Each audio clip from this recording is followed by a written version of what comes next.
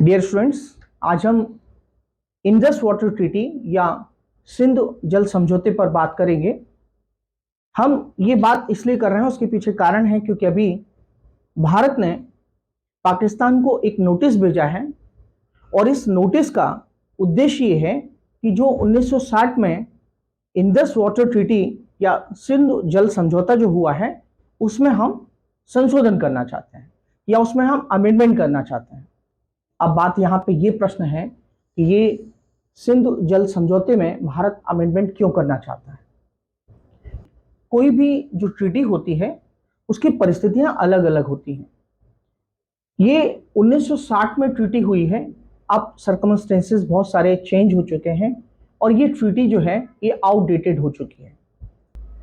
हमारी जो parliamentary committee है, पार्लियामेंट्री कमेटी की जो रिपोर्ट आई थी उसमें भी ये कहा गया था कि जो इंडस वाटर ट्रीटी है उस पर हमें पुनः विचार करना चाहिए। उसके पीछे कारण ये है क्योंकि जलवायु परिवर्तन के कारण चीजें काफी बदल चुकी हैं। दोनों डिस्प्यूट होने की, जब डिस्प्यूट दोनों देशों के बीच में पानी को लेके होता है तो एक प्रावधान ये है कि पहले कह सकते हैं कि दोनों देश जो है एक विशेषज्ञ कमेटी जो है बनाएंगे और जो विशेषज्ञ मतलब एक्सपर्ट पैनल जो होगा वो एक्सपर्ट पैनल जो है जो डिसीजन देगा, राय देगा, उसके हिसाब से चीजें सॉल्व की जाएंगी। यहां पर 3 मैकेनिज्म है टोटल इस डिस्प्यूट को रिजॉल्व करने के लिए। लेकिन पाकिस्तान का नजरिया जो है, एक तो पाकिस्तान विरोध कर रहा है। पाकिस्तान क्या विरोध कर रहा है? एक रतले जो प्रोजेक्ट है और जो किशनगंगा प्रोजेक्ट है, इसका विरोध जो है वो पाकिस्तान कर रहा है। पाकिस्तान चाहता है कि ये हमारे जो प्रोजेक्ट्स जो हैं वो डिले हो जाएं, क्योंकि इससे होता ये है कि कॉस्टिंग बढ़ जाती है प्रोजेक्ट्स की। और भारत और पाकिस्तान दोनों जो है, चूंकि दोनों के बीच में समझौता है, तो भारत ये चाहता है कि कहीं ना कहीं जो एक्सपर्ट पैनल है उसकी बात मानी जाए या हम उस मैकेनिज्म के द्वारा आगे बढ़ते हैं।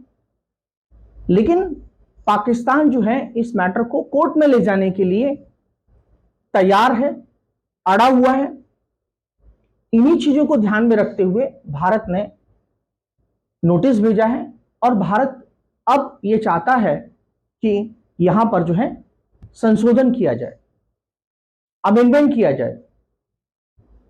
मैं आपको बताना चाहता हूं कि यह जो संधि है, ट्रीटी है, क्योंकि हम 1947 में हमें आज़ादी मिल गई थी और आज़ादी के बाद जब सारी चीज़ों का बंटवारा हुआ तो वहाँ पर बात संसाधनों की भी आई, बात रिसोर्सेज की भी आई कि रिसोर्सेज का बंटवारा कैसे किया जाए। कि जब नदियों के पानी के बंटवारे की बात आई तो ऐसे में 9 साल तक, 9 इयर्स तक बातचीत चली।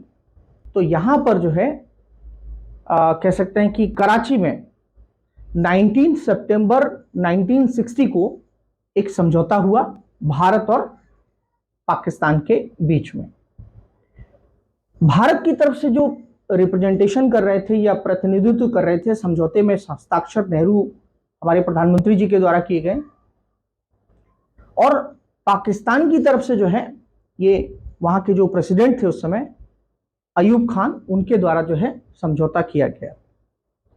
और ये जो समझौता हुआ है ये विश्व बैंक की मदद से हुआ है, वर्ल्ड बैंक की मदद से। और समझौते में ये डिसाइड किया गया कि जो पश्चिमी नदियां हैं, जो वेस्टर्न रिवर्स हैं, अब वेस्टर्न रिवर्स में कौन कौन सी नदियां आती हैं? इंडस है, झेलम है और चिनाब है। ये 3 नदियां जो हैं, इनका जो जल है उनको पाकिस्तान प्रयोग कर सकता है। और जो पूर्वी नदियां हैं जिसमें कि सतलज है, ब्यास है और रावी नदी है, इन 3 नदियों का जो पानी है भारत को दिया गया। मैं आपको बताना चाहता हूं कि यहां पे लगभग 80% वाटर जो है वो पाकिस्तान प्रयोग करता है और साथ ही साथ जो है 20% जो वाटर है वो भारत इसका प्रयोग करता है।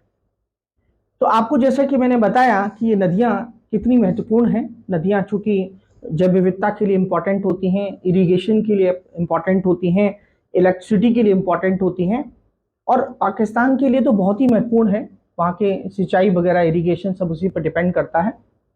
और अगर हम इसके एनुअल फ्लो की बात करें, वार्षिक प्रवाह की बात करें, तो विश्व की ये 21वीं सबसे बड़ी नदी है, इंडस रिवर।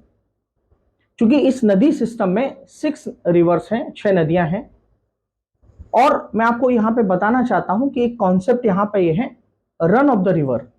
ठीक है, तो ये प्रीलिम्स एग्जामिनेशन के लिए आपके लिए इंपॉर्टेंट हो सकता है कि यहाँ पे जो क्योंकि कारण ये है कि ये नदियां भले ही पाकिस्तान को दी गई हैं, लेकिन फिर भी बिजली, सिंचाई जैसे कुछ मामले हैं, इलेक्ट्रिसिटी और इरिगेशन जैसे कुछ मैटर हैं, यहां पर जो है भारत इनका इस्तेमाल वेस्टर्न रिवर्स का भी कर सकता है। भारत यहाँ पे run of the river hydro electric projects जो हैं उनका निर्माण भारत कर सकता है। अब रन ऑफ द रिवर का मतलब क्या होता है? यहां पर भारत जो है इनका इस्तेमाल बिजली बनाने के लिए कर सकता है, लेकिन वाटर का जो स्टोरेज है वो नहीं कर सकता है। इसका मतलब है रन ऑफ द रिवर मतलब पानी का फ्लो जितना नदी के लिए जरूरी है वो बना रहना चाहिए, तो ये कहते हैं इसको हम रन ऑफ द रिवर। हमारा प्रोजेक्ट है किशन गंगा प्रोजेक्ट, जो कि झेलम रिवर पे है। आपको प्रीलिम्स में पूछा जा सकता है, तो आपको ध्यान रखना चाहिए।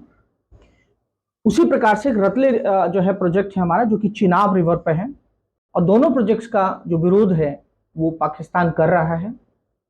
भारत का पक्ष है कि भारत जो है इलेक्ट्रिसिटी के लिए, हाइड्रो इलेक्ट्रिसिटी के लिए भारत इनका उपयोग कर सकता है समझौते के हिसाब से।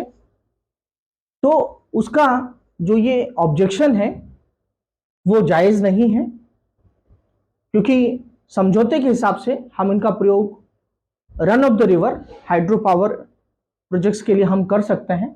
मेरे द्वारा आपको जो चीजें बताई गई हैं, एक संक्षेप में आपको एक जानकारी मिली होगी इस मुद्दे के बारे में।